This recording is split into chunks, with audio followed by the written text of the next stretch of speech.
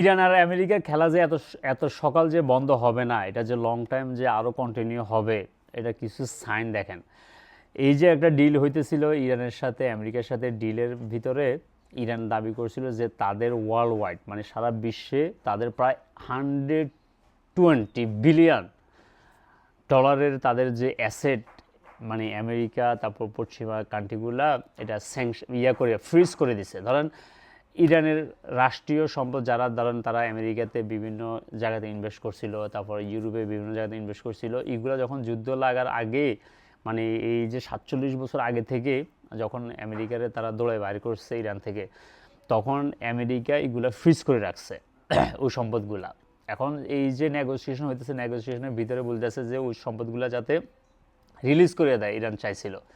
America মানে বিভিন্ন দিয়ে নেগোসিয়েশন করতেছে। এখন গতকালকে কি কয়েক ঘন্টা আগে আমেরিকার যে ট্রেজারি, যারা যে ট্রেজারি আর কি যে দায়িত্বে আছে, সে এখন একটা নতুন করে ঘোষণা দিছে যে ইরানের যে 100 বিলিয়ন ডলারের যে যে অ্যাসেট তাদের কাছে আছে, ফ্রিজ করে রাখছে, এগুলো তারা এই গালফ কান্ট্রিতে 6টা কান্ট্রি, এগুলাতে যে মারামারির সময় যেভাবে ড্যামেজ হয়েছে আমেরিকার বেসগুলা, তারপরে কুয়েতের যে এয়ারপোর্ট যে তামা তামা করে দিছে, তারপরে দুবাইয়ের বিভিন্ন জায়গাতে যে মারে দিছিল, এগুলা রিবিল্ড করার জন্য যে খরচ আছে, ওই খরচগুলো নাকি ইরানের টাকা দিয়ে তারা করবে।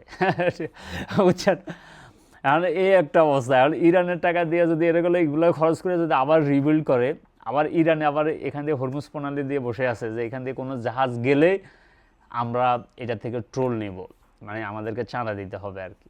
এখন ওখান দিয়ে আবার এই যে দুবাই, তারপরে আপনার সৌদি আরব, তারপরে কাতার, এরা আবার হরমুজ প্রণালী এখন ইউজ করতে পারে না। এখন এই হরমুজ প্রণালী দিয়ে বিশ্বের 10% থেকে 20% তেল এখান দিয়ে শুধু যায়।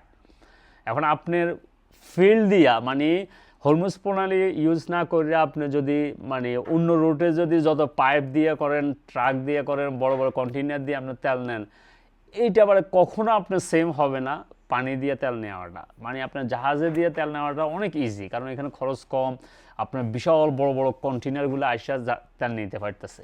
আপনি যদি পাইপলাইন দিয়ে নেন তাহলে এত বেশি নিতে পারবেন না।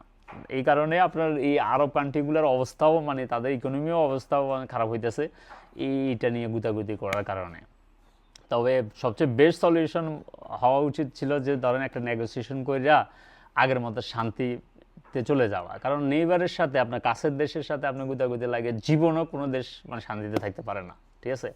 আমরা চাই পিস, আশা করি পিস আসবে, মিডল ইস্টে পিস আসবে, মানে মধ্যপ্রাচ্য সব জায়গাতে পিস আসবে, সবাই যাতে ঠিকমতো থাকতে পারে।